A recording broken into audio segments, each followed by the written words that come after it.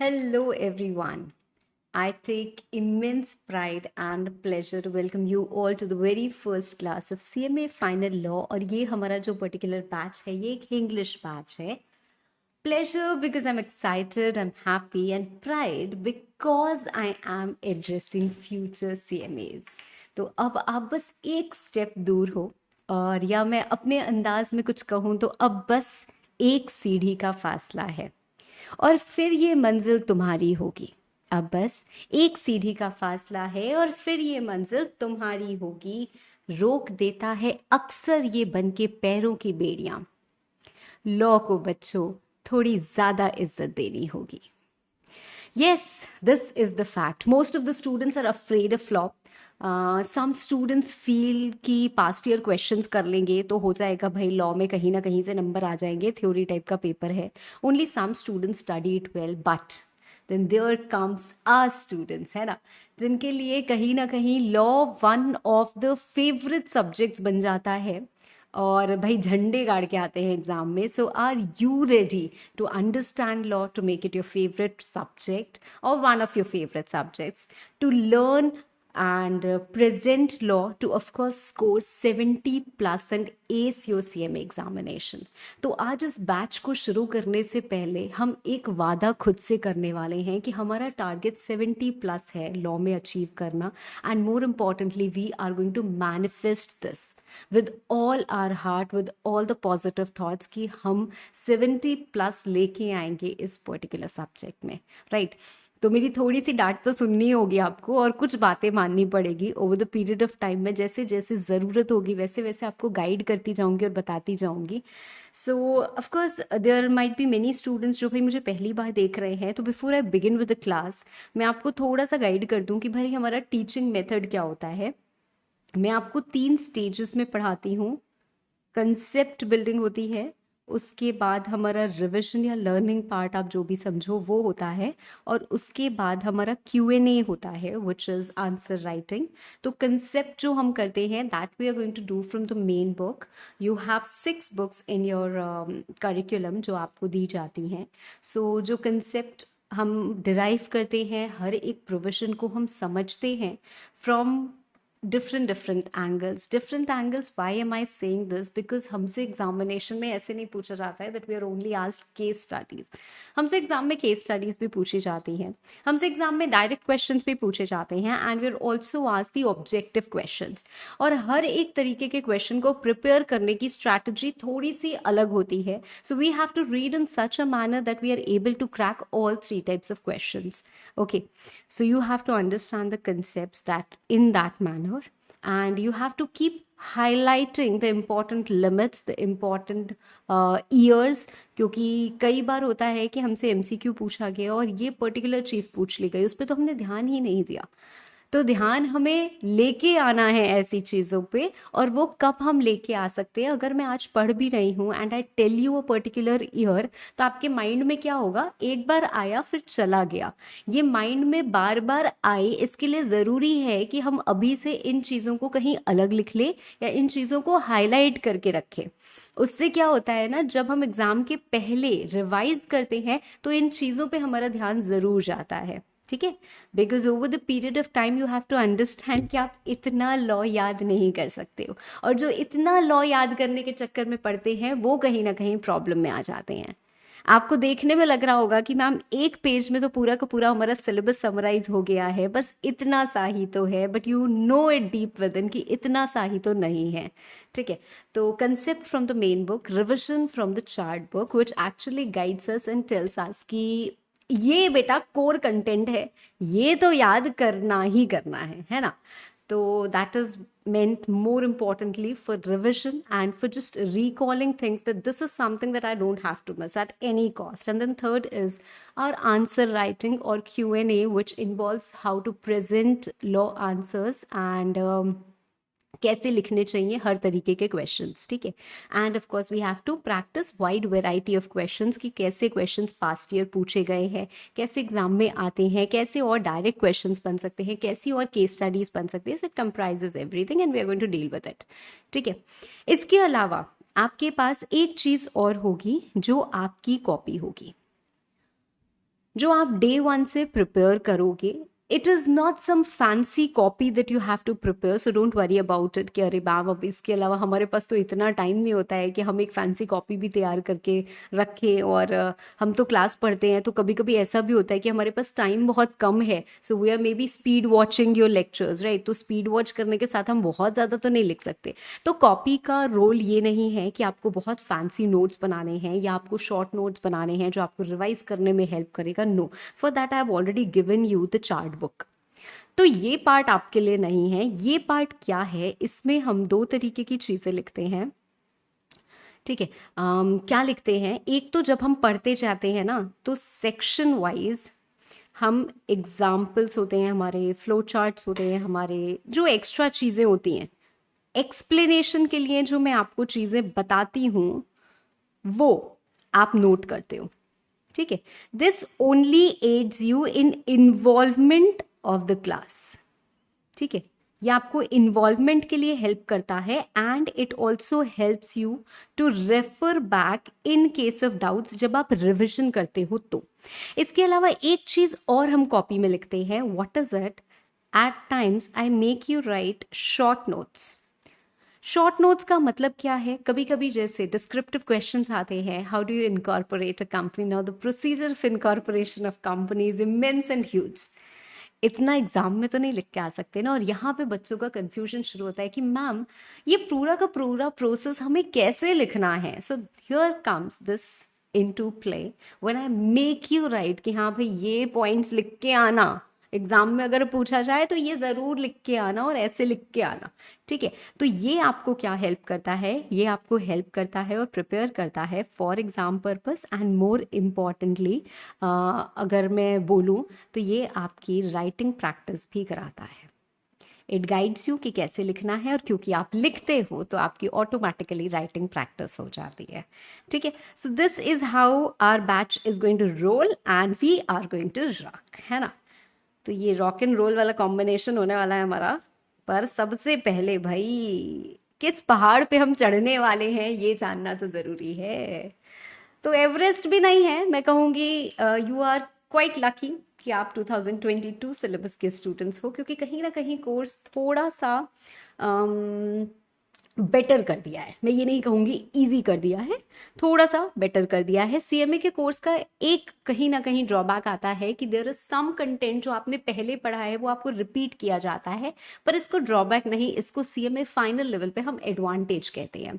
तो ये जो आप कंपनीज एक्ट देखोगे, कंपनीज एक्ट में कुछ पोर्शन बहुत छोटा सा ही है, पर कुछ पोर्शन ऐसा है विच यू हैव रेड बिफोर, और उससे आज भी फाइनल लेवल पे भी एग्जाम में क्वेश्चन पूछे जाते हैं। So that is going to be easy for you, ज़्यादा आराम रहेगा, ठीक है मैम। तो पूरा सब्जेक्ट हमारा डिवाइडेड है कॉर्पोरेट और इकोनॉमिक लॉज में, नाम ही यही है, right? Corporate and economic laws. So when I talk about corporate laws, you have three things: Companies Act, IBC और corporate governance. ठीक है। 60 मार्क्स वेटेज दी हुई है इस कॉर्पोरेट लॉ पे, विच गोज विदाउट सेइंग कि corporate law is way more important than economic laws. Having said that, एक बात और याद रखनी है, 40% वेटेज दी है इकोनॉमिक लॉज एंड रेगुलेशंस को, जिसमें बहुत छोटे छोटे चैप्टर्स हैं। मैं बोलूँगी फेमा को मैं ऐसे छोटा नहीं कह सकती, बट बाकी चैप्टर्स क्या है, छोटे छोटे चैप्टर्स हैं। इनफैक्ट सेबी रेगुलेशंस भी पहले बहुत ज़्यादा हुआ करती थी चीज़ें, अब उतनी नहीं है। आपको छोटी छोटी सी बातें पढ़नी है, आपको थोड़ी सी पब्लिक ऑफर के बारे में पढ़ना है, थोड़ा टेक ओवर कोड के बारे में पढ़ना है, थोड़ा इनसाइडर ट्रेडिंग के बारे में पढ़ना है, बहुत ज़्यादा पढ़ना ही नहीं है सेबी रेगुलेशंस पे भी, ठीक है। तो अब ये चैप्टर्स क्या है, बहुत छोटे छोटे हैं। ऑल्दो लग रहा होगा कि मैम कवरेज भी तो छोटी छोटी है, 5-5% का पूछा जाता है, मतलब 100 में 5 नंबर का पूछा जाएगा। बेटा आपका एग्जाम में जो पेपर आता है वो 100 नंबर का नहीं आता है। ब्रेकिंग न्यूज, यस, आपको चॉइस मिलती है ना एग्जाम में, तो आपका एग्जाम का पेपर हमेशा 100 नंबर से ज्यादा होता है, so you are given a choice, तो 100 नंबर का पेपर तो बनेगा नहीं। 100 नंबर का पेपर बनता तो शायद ये ब्लूप्रिंट फॉलो हो भी जाता, बट 100 नंबर का पेपर नहीं होता है। तो ऐसा भी होता है कि कोई एग्जाम के अटेम्प्ट में आपसे 5 नंबर की जगह 12 नंबर का क्वेश्चन पूछ लिया जाए। Just imagine if somebody has read this particular chapter is able to crack 12 marks in one go। इतना छोटा सा कंटेंट, तो किसी को भी इम्पोर्टेंस कम नहीं देनी है। लॉ में बहुत सारे बच्चों को मैंने बहुत अच्छा करते हुए देखा है, and at the same time I've also seen students who have failed just because of law। तो आपको समझना होगा कि लॉ ना, it's not just another subject, it is a very different journey. ठीक है, तो लॉ में आपके हो सकता है बहुत सारे अप्स एंड डाउन्स हो, बहुत सारे उतार चढ़ाव हो। किसी किसी दिन आपको लगेगा कि अरे वाह ये तो सब याद हो गया, अगले ही दिन शायद आपको लग सकता है अरे यार ये तो मैं भूल गई। तो आपको उसके लिए स्ट्रैटेजी सबसे ज़्यादा इंपॉर्टेंट होती है, रेलिवेंट होती है, which you must follow, right. सबसे पहली बात जो आपको स्टैब्लिश करनी है, that is the study material. Ma'am क्या हम इंस्टीट्यूट का स्टडी मटेरियल देखेंगे जो आपने अभी खोल के रखा है, जिससे आप हमको ये कवरेज बता रहे हो कि हमारे इकोनॉमिक लॉज में 1 2 3 4 5 6 7 8 चैप्टर्स हैं और यहाँ पे 3 टॉपिक्स हैं। कंपनीज एक्ट अपने आप में एक बहुत बड़ा पहाड़ है जिसको हमें क्रॉस करना है। सो companies act ideally has 470 sections, not exactly 470 plus more amended sections जो बाद में इनकॉर्पोरेट हुए हैं, पर ये सारे के सारे हमें नहीं पढ़ने, हमें थोड़ा कम कंटेंट पढ़ना है कंपनीज एक्ट का, वो मैं बताऊंगी आपको एक एक करके। तो इतना कुछ जो है ये हम कहाँ से पढ़ेंगे? आपको स्टडी मटेरियल रीड करने की ज़रूरत नहीं है। मैं बहुत स्टर्नली ये बात कह रही हूँ, उसका सिंपल रीज़न है that your study material is not amended. ठीक है, it has a lot of flaws. Okay, तो क्या मैम अगर स्टडी मटेरियल में लिखा है कोई ओल्ड लिमिट और हमें आप पढ़ा रहे हो कोई न्यू लिमिट, तो एग्जामिनर तो इसी के बेसिस पे चेक करेगा ना, क्योंकि स्टडी मटेरियल में यही लिखा हुआ है। The answer is no. ठीक है, क्यों? क्योंकि इंस्टीट्यूट अपनी सप्लीमेंट्री रिलीज करती है और सप्लीमेंट्री में उन्होंने क्लियरली एस्टैब्लिश किया है that we have to read the amended content only which is not incorporated in the study material. तो हम तो भाई नई चीज़ ही पढ़ेंगे, लेटेस्ट चीज़ ही पढ़ेंगे, और हमको इवैल्यूएट भी उस नए कंटेंट के बेसिस पे ही किया जाएगा। ठीक है, so no need to read study material. Fine, चल पहाड़ समझ में आ गया, right. What is something that we are reading, हमें क्या पढ़ना है, कैसे पढ़ना है, ये समझ में आ गया। अब एक्चुअल में हम अपना सब्जेक्ट स्टार्ट करते हैं। ठीक है, चल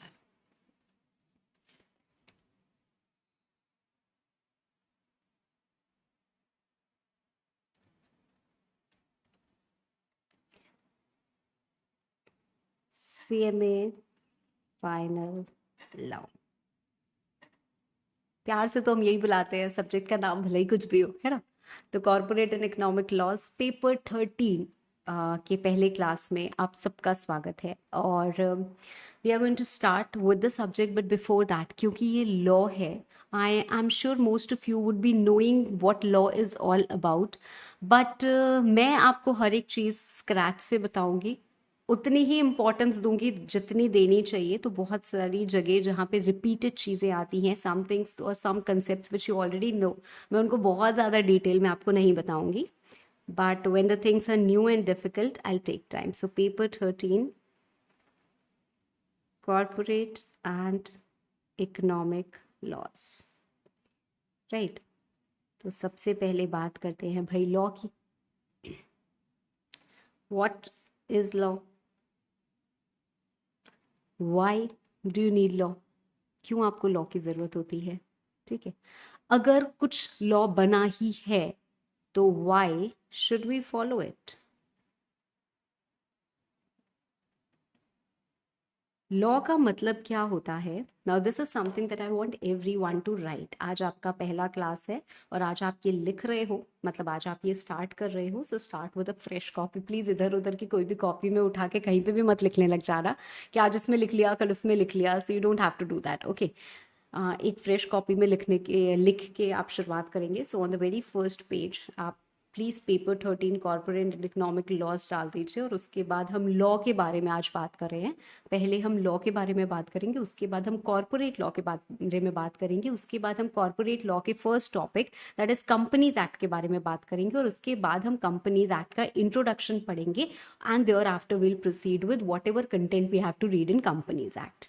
ठीक है, तो सबसे पहले बेटा लॉ क्या होता है। लॉ मैम ये तो बेसिक है, सबको पता है। Law is a set of rules and regulations, है ना। तो मतलब कुछ नियम कानून हैं जो हम सब मानते हैं, set of rules and regulations. ठीक है, मतलब जैसे बाहर गाड़ी चलाने गए तो लेफ्ट से ड्राइव करो, राइट साइड से मत जाओ, और ट्रैफिक सिग्नल आया तो रुक जाओ, जिब्रा क्रॉसिंग के पहले रुक जाओ, जिब्रा क्रॉसिंग पे क्रॉस करो, है ना। तो ये सब नियम है ट्रैफिक। मतलब अगर आप गाड़ी चला रहे हो तो आपको ये सारी बातें माननी पड़ेंगी, है ना। वैसे ही अगर हम कंपनी चलाते हैं तो हमको कंपनी लॉ वाली बातें माननी पड़ती है, जो कॉरपोरेट्स के लिए मिली है, कॉरपोरेट्स के लिए बनी है। उसके बाद आता है कंपनीज एक्ट, तो कंपनी के लिए लॉ बना है। अगर हम कंपनी चला रहे हैं तो हमको कंपनी की बातें माननी पड़ती है, मतलब कंपनी लॉ में जो बातें लिखी है वो माननी पड़ती है। क्यों? Why law is essential? Law is essential to live in a peaceful and civilised society. अगर कहीं पे भी लॉ नहीं होगा, it will be very difficult for people to live.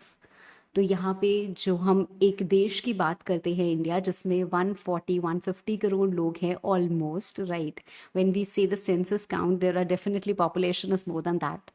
तो अगर इतने लोग हैं और कोई किसी की बात नहीं मानेगा, तो क्या हम रह पाएंगे?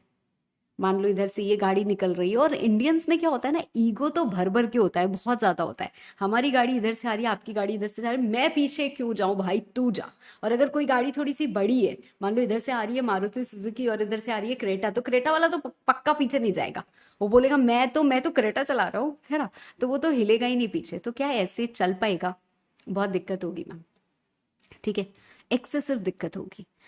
पर जब हम अपने प्यो की नहीं मानते, है ना, हमारे घर में नियम बनाते हैं पापा की, रात में 10 बजे से पहले आ जाना, and we don't listen to him. ठीक है, हम तो कभी 11, कभी 12, कभी छुप के, कभी खिड़की से, कभी मम्मी को फोन मिला के, मम्मी आ गए हैं, पापा तो नहीं आए ना अभी तक। तो इस तरीके से हम करते हैं। तो हम किसी और के बनाए हुए कानून क्यों मानेंगे? हम बोले कोई और हमें बताए कि तुम ये करो और हम मान लें, तो हम ऐसा नहीं करते हैं। Why should we follow law? It's because we make law. अक्सर हमने ये सुना होगा कि यार सरकार ने नियम बनाया, मोदी जी क्या करे, मोदी जी लॉ ले आए, मोदी जी जीएसटी ले आए। तो ऐसा नहीं हो रहा है। मोदी मोदी जी कभी भी जीएसटी लॉ नहीं लेके आ रहे हैं। ठीक है, मोदी जी कभी भी कोई काम नहीं कर रहे हैं। हाँ ठीक है, अभी हमारे पास लगता है कि हाँ, in power there is a particular government, and that's why we think कि सेंट्रल गवर्नमेंट रूल्स बना रही है। तो ऐसा नहीं होता है। हमने एक जबरदस्त चीज बनाई हुई है, हमने, नोबडी एल्स बट हमने।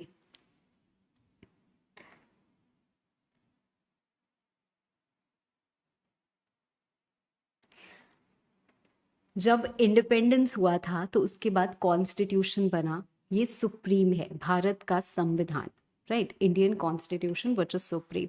ये इंडियन कॉन्स्टिट्यूशन बताता है कि India is going to be a democratic nation, मतलब हर कोई क्या है, हर किसी के पास अपनी बात कहने का अधिकार होगा।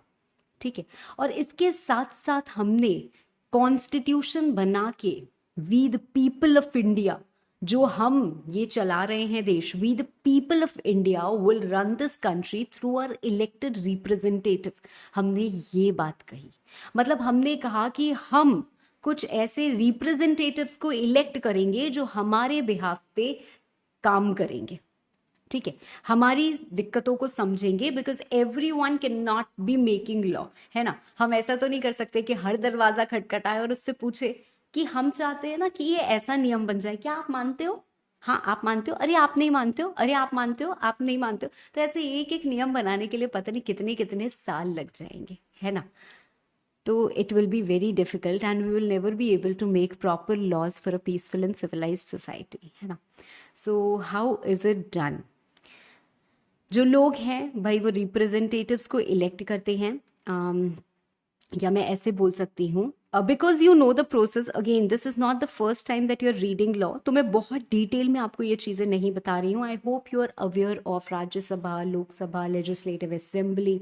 ठीक है, मैं थोड़ा सा आपको ब्रीफ में बता दे रही हूँ and we will proceed forward. Right, so हमारा इंडियन कॉन्स्टिट्यूशन होता है जो बोलता है कि सबसे सुप्रीम कौन है. इंडियन कॉन्स्टिट्यूशन है. ठीक है, हमारे पास रिपब्लिक ऑफ इंडिया है जहाँ पे people of India, people of India, इनके पास क्या है, सुप्रीम पावर है. सुप्रीम पावर है.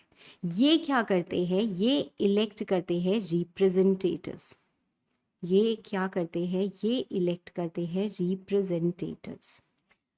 हम इलेक्ट करते हैं मतलब हम वोट दे के इलेक्शन कर रहे हैं. जो बनना चाहता है हम उसको इलेक्ट कर देते हैं. ठीक है ना. तो मतलब कोई अगर कैंडिडेट है वो बोलता है कि हाँ मैं ये काम, मैं जनता को रिप्रेजेंट करने के लिए, जनता की सेवा करने के लिए तैयार हूँ और मैं पूरी निष्ठा से जनता की सेवा करूँगा, तो ऐसे बंदे खड़े होते हैं इलेक्शन में और हम उनको क्या करते हैं, वोट दे के इलेक्ट करते हैं. हम हमेशा 2 बार वोटिंग करते हैं. एक होते हैं लोकसभा इलेक्शंस, ठीक है, दूसरे राज्यसभा नहीं होते हैं. ठीक है, बाय डिफॉल्ट हमारे मुंह से ऐसे ही निकलता है. ठीक है, दूसरे लेजिस्लेटिव असेंबली के लिए होते हैं.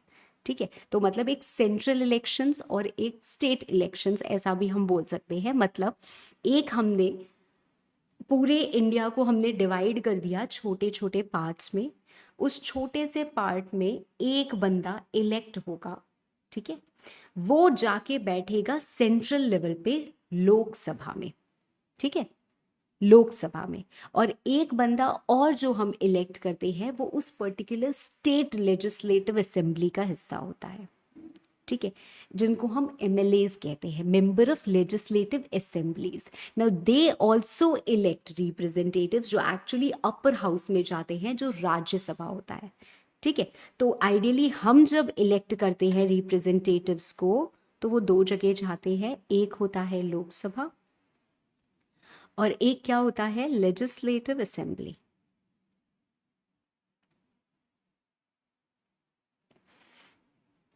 राइट, एक होता है लोकसभा, एक होती है लेजिस्लेटिव असेंबली. ठीक है, ये फर्दर इलेक्ट करते हैं इनके members and then there is something called as Rajya Sabha. Rajya Sabha में इसके इलेक्टेड मेंबर्स जाते हैं. अब सुनो मेरी बात बहुत ध्यान से. Parliament is equal to Lok Sabha plus Rajya Sabha plus president. ठीक है, Lok Sabha plus Rajya Sabha plus president. जैसे सेंट्रल लेवल पे हमारे पास प्रेसिडेंट होता है, वैसे स्टेट लेवल पे हमारे पास गवर्नर ऑफ स्टेट होता है. ठीक है, not the chief minister. Central level पे हमारे पास जैसे प्राइम मिनिस्टर होता है, वैसे स्टेट लेवल पे हमारे पास चीफ मिनिस्टर होता है. मैम मिनिस्टर्स कौन होते हैं? मिनिस्टर्स और कोई नहीं होते हैं, इसी लोकसभा का हिस्सा है. ठीक है, अब लोकसभा में बहुत सारे रिप्रेजेंटेटिव्स आए पूरे देश से. मेजॉरिटी जिस पर्टिकुलर पार्टी के होते हैं वो पर्टिकुलर पार्टी कहलाती है हमारी रूलिंग गवर्नमेंट, या वो पर्टिकुलर पार्टी हमारी आती है सेंट्रल गवर्नमेंट. सेंट्रल गवर्नमेंट बनती है. और वैसे ही स्टेट गवर्नमेंट के लिए भी चीज़ें होती हैं. I am not getting into those matters. ठीक है, उससे भाई एक बंदे को इलेक्ट किया जाता है, रिप्रेजेंट किया जाता है, वो हमारा उन सारे मिनिस्टर्स का. ये रूलिंग गवर्नमेंट क्या है, ruling government comprises of different ministers, और मिनिस्टर्स को जो हेड करता है वो होता है हमारा प्राइम मिनिस्टर. वैसे ही हमारे पास स्टेट लेवल पे भी चीज़ें होती हैं. ठीक है, वो होता है हमारा prime minister. Now understand very carefully कि जो कॉन्स्टिट्यूशन बना, कॉन्स्टिट्यूशन में सुप्रीम पावर्स दी गई लोगों को कि आप लॉ बना रहे हो. आप कैसे लॉ बनाओगे? इलेक्टेड रिप्रेजेंटेटिव्स के थ्रू आप काम करते हो. तो कॉन्स्टिट्यूशन ने पावर टू मेक लॉ दी पार्लियामेंट को. पार्लियामेंट मतलब क्या? Lok Sabha plus Rajya Sabha plus president. On matters in union list. मतलब 3 तरीके की लिस्ट बना दी। देखो हर तरीके के हमको नियम बनाने होते हैं ना, ट्रैफिक रूल्स हमको बनाने हैं, ठीक है, रेवेन्यू मैटर्स पे बनाना होता है जैसे इनकम टैक्स, ये तो बहुत सारे लॉज बनते हैं, आप सोच भी नहीं सकते हो इतने ज़्यादा लॉज बने हुए हैं। हवा में प्रदूषण हो रहा है उसके ऊपर हमारे पास लॉ है, चोरी हो रही है, साइबर क्राइम हो रहा है, उसके ऊपर हमारे पास लॉ है, देश में वैसे क्राइम हो रहा है उसके ऊपर हमारे पास लॉ है, किसी के पास पैसे खत्म हो गए उससे पैसे कैसे रिकवरी करें उसके ऊपर हमारे पास लॉ है। तो हर एक चीज के लिए जैसे जैसे नीड फेल्ट होती जाती है वैसे वैसे क्या होता है, लॉ बनता जाता है, right. So there are matters which have been divided. Union matters हमारे पास एक स्टेट लिस्ट होती है और एक कॉन्करेंट लिस्ट होती है। Concurrent list is a mix of both, जहाँ पे स्टेट भी लॉ बना सकती है, यूनियन भी लॉ बना सकती है, मतलब सेंट्रल भी लॉ बना सकती है, पार्लियामेंट भी लॉ बना सकती है, फाइन।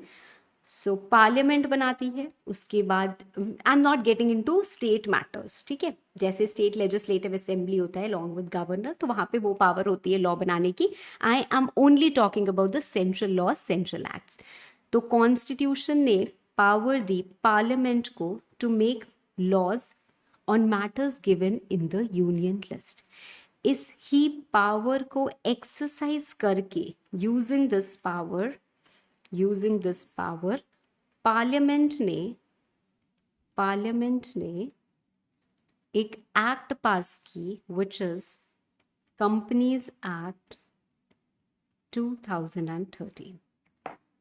उन्होंने एक एक्ट पास की which is companies act 2013। Ma'am अभी तक आप बोल रही थी लॉ लॉ लॉ, अभी आपने अचानक से बोल दिया एक्ट, तो क्या लॉ और एक्ट कोई डिफरेंस होता है? Yes my dear, I hope you have written this. आपने यहां तक ये लिखा होगा, ये आपको लिखने की जरूरत नहीं थी, ठीक है, आई होप ये आपने लिखा है and you have also written this. Now, although मैं आपको जो charts दूंगी, the charts that I have provided to you, उसमें ये सारी चीज़ें शॉर्ट में लिखी हुई हैं, but I want you all to write with me. Fine.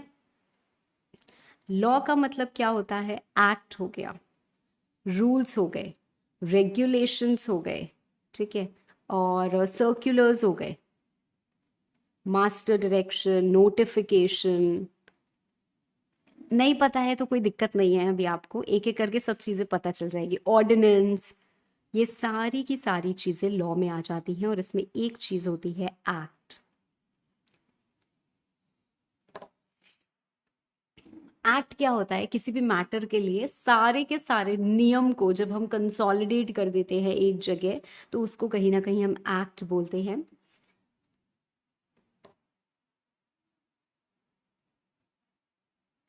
How an act, or rather I should say how a central act is passed.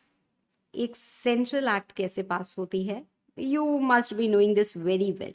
भाई bill होता है, ड्राफ्ट बिल जिसको हम कहते हैं, that is presented to both houses of parliament. किसी में भी पहले हो सकता है, किसी में भी बाद में हो सकता है, एक्सेप्ट द रिस्ट्रिक्शंस, ठीक है। कुछ तरीके के बिल होते हैं जो पहले एक पर्टिकुलर हाउस में ही इंट्रोड्यूस किए जा सकते हैं, otherwise there is no hierarchy, ठीक है।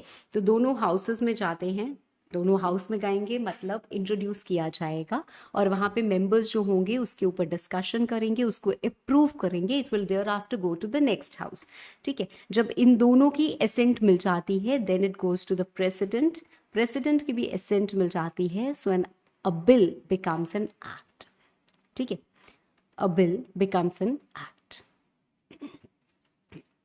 Fine. तो भाई अगर वापस आए इस पे, लॉ क्या है?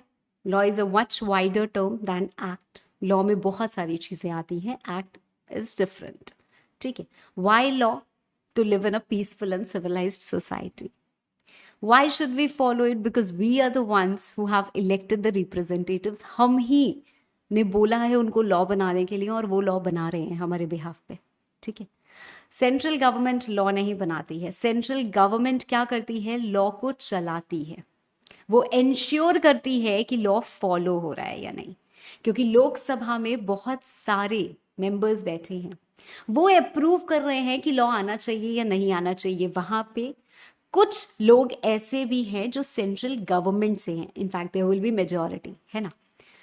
तो मेंबर्स हैं जिनको हमने इलेक्ट किया है, वो सारे के सारे एक रूलिंग पार्टी से हो ऐसा ज़रूरी नहीं है। रूलिंग पार्टी में जो होते हैं वो हमारी गवर्नमेंट का हिस्सा होते हैं, करंट गवर्नमेंट का हिस्सा होते हैं, जिसमें से कुछ मिनिस्टर्स की तरह अपॉइंट होते हैं एंड उनको हेड करते हैं हमारे प्राइम मिनिस्टर।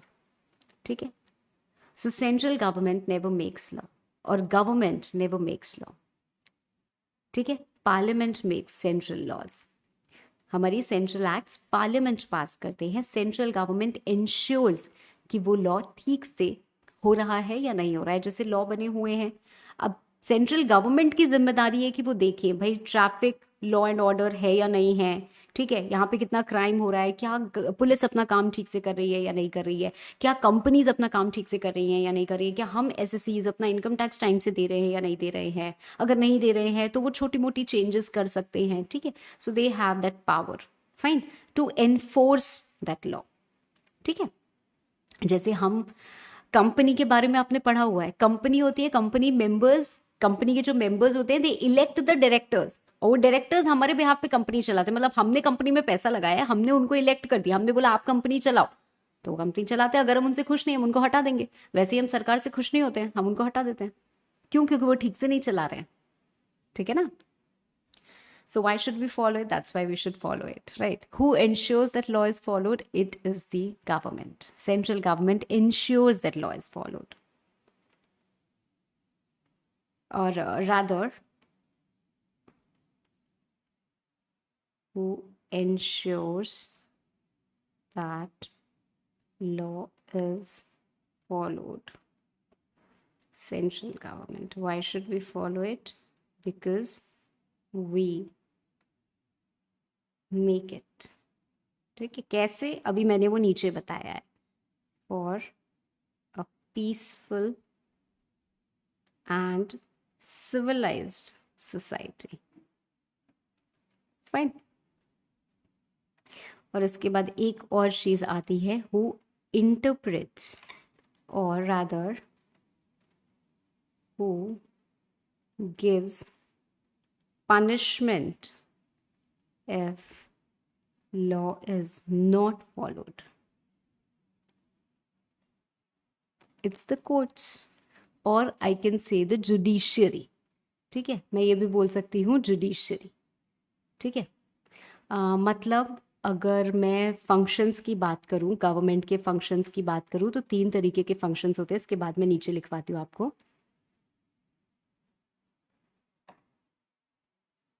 फंक्शंस, और यू कैन से विंग्स, और you can say organs of government.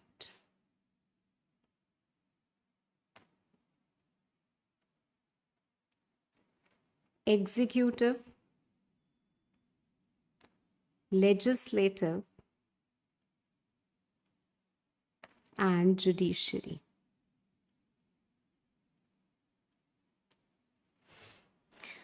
Executive, legislative का मतलब क्या है? Power to make law. ये किसके पास होती है? पार्लियामेंट। इनके पास होती है पावर टू इंटरप्रेट लॉ, और एग्जीक्यूटिव के पास होती है power to enforce law. This is done by central government through its different ministries.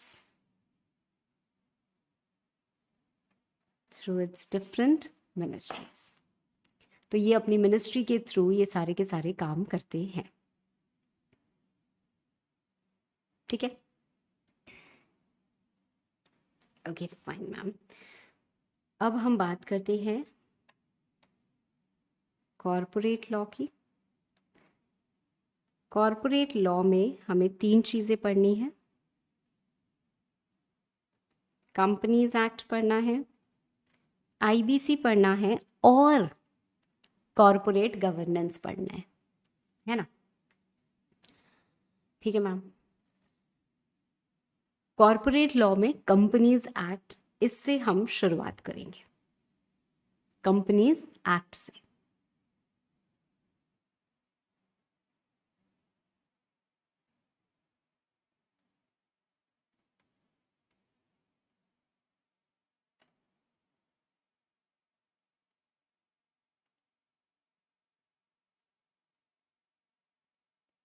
Made by parliament ma'am, parliament के पास पावर है, पार्लियामेंट ने बनाया है। एनफोर्स्ड बाय, कौन ये इंश्योर करता है कि ये हो रहा है? Enforced by central government through its ministries. कौन सी मिनिस्ट्री है? Ministry of corporate affairs, ministry of corporate affairs, मतलब MCA, ministry of corporate affairs, MCA। कहीं पे भी आपको लिखे लगे that you have not been able to write what I have written, you can pause and thereafter you can write. ठीक है?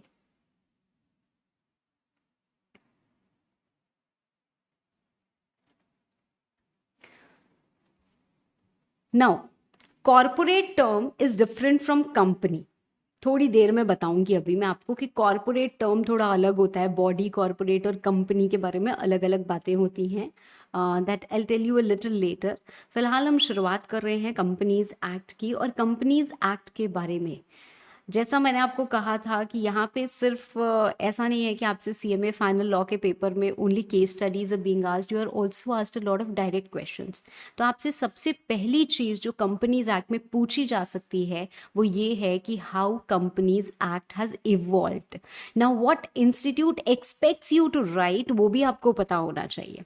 तो ऑल्दो हम पढ़ रहे हैं कंपनीज एक्ट 2013, और सबसे पहले हमको ये जानना चाहिए कि what do you mean by company. But even before that, थोड़ा एग्जाम पर्सपेक्टिव से सोच के मैं आपको कुछ चीज़ें लिखाऊंगी जिसको आप बोल सकते हो evolution of companies act. Fine, evolution of companies act, या फिर history of companies act, what ever you might call it. Fine. First structured law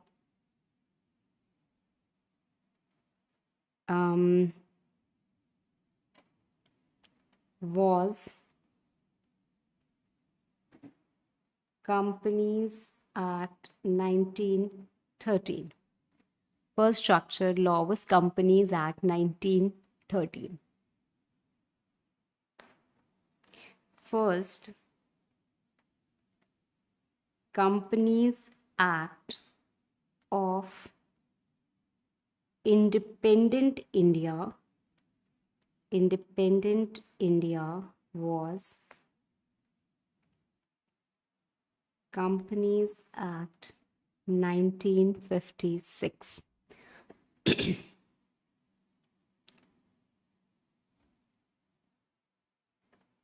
After setting up various committees,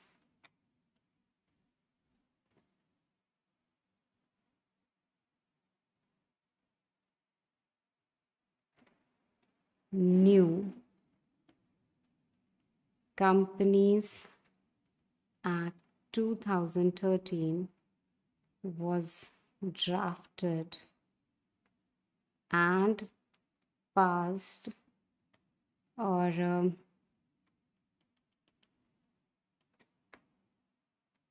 almost after 57 years.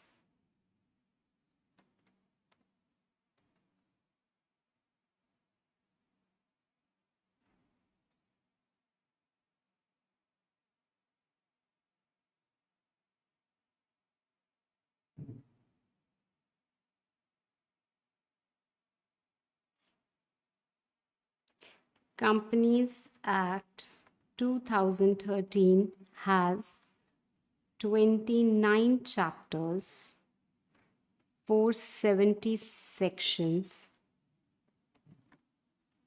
7 schedules, and a lot of rules.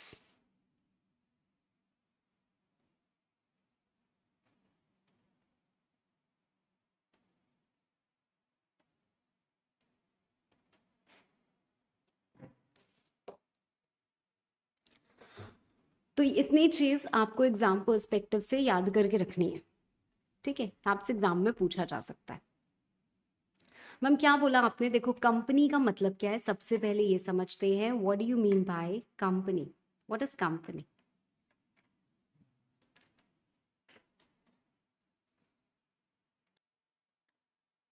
Company का एक तरफ meaning होता है और दूसरी तरफ एक डेफिनेशन होती है, ठीक है? सो कंपनी का हमारे पास मीनिंग भी है और हमारे पास डेफिनेशन भी है, but where do we read this? Here comes our very first chapter. Companies act में हमें बहुत सारे चैप्टर्स पढ़ने हैं। The very first chapter that we have to read is about company formation and conversion. Company formation and conversion, ये हमारा पहले chapter का नाम है। इसके बाद हमारा इन्वेस्टमेंट एंड लोन्स आता है। हमारे पास डायरेक्टर्स के बहुत सारे चैप्टर्स हैं जो हमें पढ़ने हैं। हमारे पास इन्वेस्टिगेशन का चैप्टर है जो हमें पढ़ना है। हमारे पास अकाउंट्स एंड ऑडिट का चैप्टर है which eventually is a combination of 2 chapters under companies act. तो आप समझो, कंपनीज एक्ट डिवाइडेड है टोटल 29 चैप्टर्स में। ऐसा हमारा करिकुलम नहीं है। अगर हम CMA फाइनल लॉ के सिलेबस को समझें तो हमारे पास ऐसा नहीं बोल सकती हूँ मैं, हमें 29 में से 7 चैप्टर्स पढ़ने हैं। ना बेटा ना, हमको कुछ चैप्टर्स पढ़ने हैं जिनको अलग तरीके से क्लासिफाई किया गया है, ठीक है? तो हमें कुछ कंटेंट पढ़ना है कि कंपनी कैसे फॉर्म होती है। हमें कुछ कंटेंट पढ़ना है फॉरेन कंपनी के रिस्पेक्ट में कि फॉरेन कंपनी क्या होती है, और फॉरेन कंपनी या companies incorporated outside India which is a separate chapter under companies act, but वो यहाँ पे कंपनी फॉर्मेशन एंड कन्वर्जन में ही जुड़ता है। तो हमारे पास आइडियली इस पर्टिकुलर चैप्टर में कंपनीज एक्ट का कुछ कंटेंट चैप्टर प्रिलिमिनरी का, कुछ कंटेंट चैप्टर इनकॉर्पोरेशन का, और कुछ content companies incorporated outside India इसका भी, इन सब का मिला के कंटेंट हमारा इस पर्टिकुलर चैप्टर में जाता है। तो मैं आपको कैसे पढ़ाऊंगी? मैं आपको कंपनीज एक्ट के हिसाब से नहीं पढ़ाऊंगी, मैं आपको आपके इंस्टीट्यूट के मटेरियल के हिसाब से पढ़ाऊंगी। Of course I have incorporated everything कि ये पर्टिकुलर सेक्शन है। देखो, here is the first PDF of this particular chapter जिसमें बहुत सारी बातें हैं। देखो, ये 4 चीज़ें मेनली आपको पढ़नी है, ठीक है? ये चैप्टर 1 ऑफ कंपनीज एक्ट है, ये चैप्टर 2 ऑफ कंपनीज एक्ट है, ये चैप्टर 22 ऑफ कंपनीज एक्ट है, ठीक है? और ये कुछ चीज़ और जो कन्वर्जन ऑफ LLP से जुड़ी भी हुई भी है। तो पहले हम बेसिक कंसेप्ट्स पढ़ेंगे। बेसिक कंसेप्ट्स क्या है? कंपनी क्या होती है? Basic concepts of company and preliminary में क्या आती हैं? 2 चीज़ें आती हैं हमारा, एक सेक्शन 1 आता है, एक सेक्शन 2 आता है। सेक्शन 2 में कुछ डेफिनेशंस हैं जो हमें पढ़नी है, एंड सेक्शन 1 में कंपनीज एक्ट के बारे में कि इसकी एप्लीकेबिलिटी क्या है, ठीक है?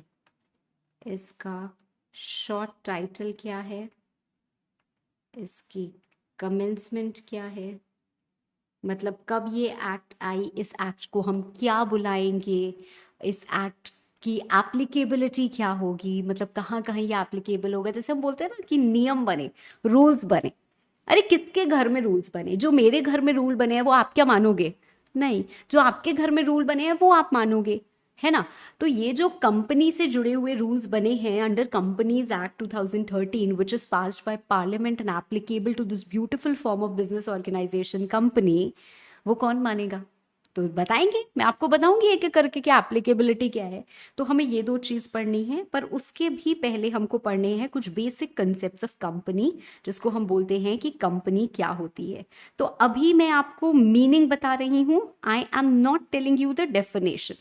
कंपनी क्या होती है? association, companies, right? So it was having bread together, right? तो it is doing business together, कुछ लोग आके साथ में बिजनेस कर रहे हैं।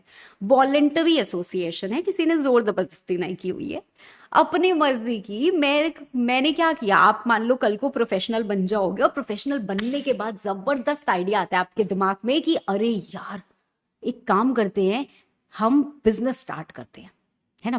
बोलते हैं ना, बड़े से बड़े आइडिया के लिए बड़ा पैसा नहीं, बड़ा मतलब बड़े से बड़े बिजनेस के लिए बड़ा पैसा नहीं, बड़ा आइडिया होना चाहिए। तो आपके दिमाग में एक जबरदस्त आइडिया आया कि भाई मुझे तो बिजनेस करना है। तो अब आपने सोचा कि बिजनेस कैसे किया जाए। In the next class, I'll show you a beautiful video that I have designed with using my animated character Bunny. और वो हमको बताता है कि भाई क्यों हमें कंपनी को चुनना चाहिए। So company has a lot of advantages also over other forms of business organization. तो अगर मैं बिजनेस करना चाहती हूँ तो भाई बिजनेस तो मैं प्रोप्राइटरशिप के थ्रू भी कर सकती हूँ, दो लोग मिलके पार्टनरशिप भी कर सकते हैं। तो हम बहुत सारे तरीके के फॉर्म ऑफ बिजनेस ऑर्गेनाइजेशन को फॉर्म करके बिजनेस चला सकते हैं। पर हमने सिलेक्ट किया अगर company, voluntary association of persons who have come together to do business and who are incorporated or registered under the act। मतलब कंपनी जो आपने कंपनी रजिस्टर कर ली उसको ही हम बोलेंगे, ठीक है। तो अगर इसका जनरल मीनिंग समझे तो it is nothing but voluntary association of person doing business, ठीक है।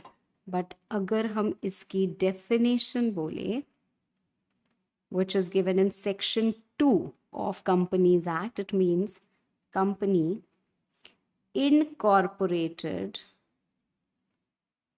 under this act or previous company law, to be very precise। मतलब आप लोग अगर company form of business organisation को सिलेक्ट करते हो तो आपको अपने आप को रजिस्टर कराना पड़ेगा। This is something which is mandatory. Unless you register yourself as a company you will not be called as a company, you will not be governed by these provisions. तो ma'am अगर हम ऐसा सोचे कि चलो हम लोग कुछ लोग मिलके बिजनेस कर लेते हैं, will not register ourself as a company, क्या हम कर सकते हैं? बिल्कुल कर सकते हो। इनकम टैक्स के अंदर भी एक एसोसिएशन ऑफ पर्सन्स करके भी एओपी हम बोलते हैं, एओपी है, बॉडी ऑफ इंडिविजुअल्स हैं, अलग अलग तरीके से हम बोल देते हैं दे आर ऑल्सो पर्सन, ये भी चार्जेबल है, ये भी टैक्सेबल है। आपने पार्टनरशिप खोल लिया, आप खोल सकते हो, चलेगा। पर एक सेक्शन और आता है which comes into play which is section 464, जो बोलता है अगर 50 से ज्यादा लोग मिलके आपस में, मतलब 50 से ज्यादा लोग मिलके बिजनेस कर रहे हैं, they can not do business unless they register themselves as a company, ठीक है। वो इलीगल एसोसिएशन माना जाता है। Will read about it also, ठीक है। सो सबसे पहली बात, अगर कोई बिजनेस करना चाहता है वो कर सकता है, कंपनी फॉर्म करके कर सकता है। The company, when you form a company it has a lot of advantages also which I will tell you in brief. But exam perspective से अगर बात करूँ मैं, let me show you my chart. ये देखो, after we read about the basics, मतलब after we read about what is law, what is there in our syllabus, उसके बाद ये चीज़ें हैं जो आपको याद करनी पड़ेंगी, ठीक है। देखो चार्ट में ऐसी चीज़ें आती हैं which you have to learn. So I am wrapping up the class here itself. मैं आपको फीचर्स ऑफ कंपनी अगली क्लास में बताऊंगी। आज का हमारा इंट्रोडक्शन क्लास था, it is just to get to know each other better, और थोड़ा सा फेमिलियर होना था with how I teach and how the things are going to be, right. So you have got the basic idea about law and about your course structure of CMA Final Law, right? So we will start with the first chapter, company formation and conversion का अभी हमने basics शुरू ही नहीं किए हैं कुछ खास. तो कॉर्पोरेट लॉ में कंपनीज एक्ट में सबसे पहला चैप्टर हमारा कंपनी फॉर्मेशन एंड कन्वर्शन, वो हम स्टार्ट करेंगे आइडियली हमारे अगले सेशन से. Thank you.